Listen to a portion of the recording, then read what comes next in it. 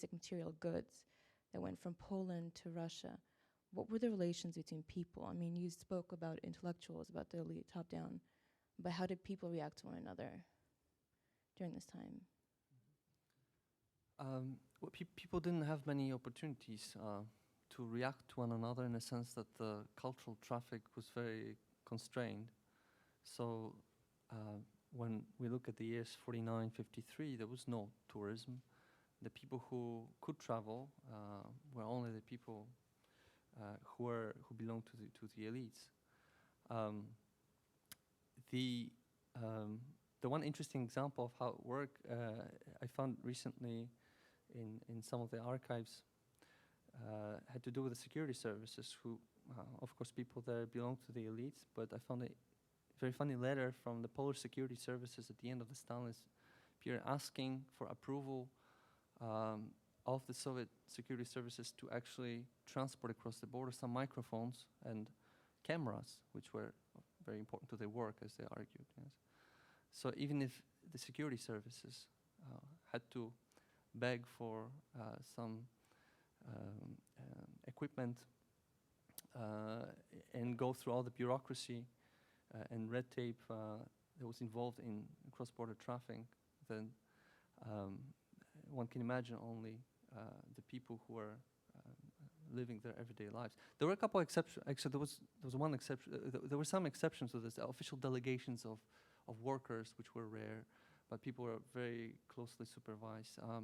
The mass exchanges during the Stalinist period were peasant exchanges. Polish peasants on several occasions went to collective farms in the Soviet Union and the Ukraine.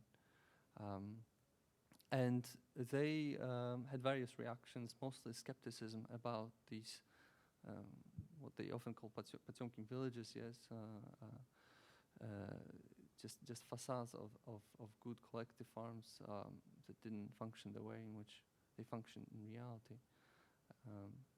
But otherwise, it was very difficult to get across the border from some kind of reaction. I should mention one more thing. Of course, there were the settlers from the east who were resettled to the western territories of Poland, yes. And they were actually a big trouble for propaganda, Polish and Soviet, because they know how the Soviet system functioned from their own experience. Yes, they knew about the fact that collective farms didn't work, for instance, about the poverty and starvation in the Soviet Union, and this kind of a bureaucratic system of governance. So there was, I suppose this is another example of how it worked. Usually the experience was, the personal experience of travel tended to be detrimental to the goals of Soviet and Polish propaganda. You talked about, Patryk, the rise of Western propaganda and Western soft power. How did the Soviets respond to that? Did they feel that they could compete with it? Did they decide that that they could not? How was their response to, no doubt, probably a little bit flashier, sustained Western propaganda and soft power? Yeah, it was flashier. It had much more support from various places, from the British Council, the French government, the CIA. It was much more attractive, well published, and so forth.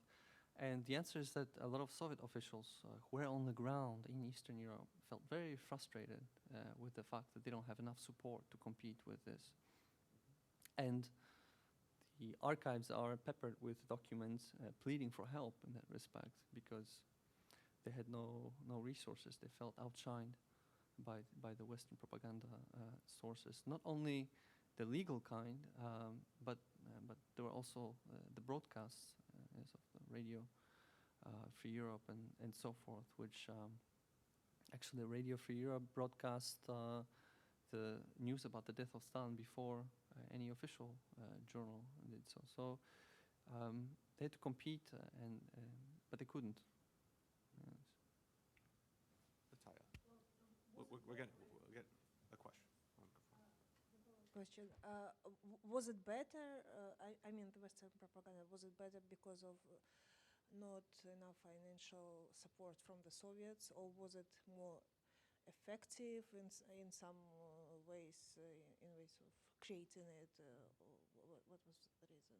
Or was it the exception of Poles to get it to accept it more than I think that you mentioned an important thing, that the predispositions, that the West had it easier in some ways, yes, because people in East Central Europe had been predisposed to liking the West, yes, for obvious reasons. But then on top of this, the propaganda was simply better.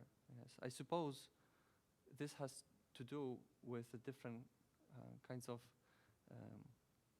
structures of economic systems in which the Soviet system put much more weight on industrial goods and took much longer to respond to any changes from outside, because there were 5-year plans, because there were a yearly quota of paper and so forth.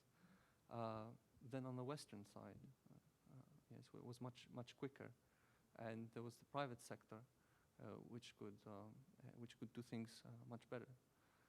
Publish better books and not CDs yet, but the analog letters. That was to come. It's just, yeah, that was to come.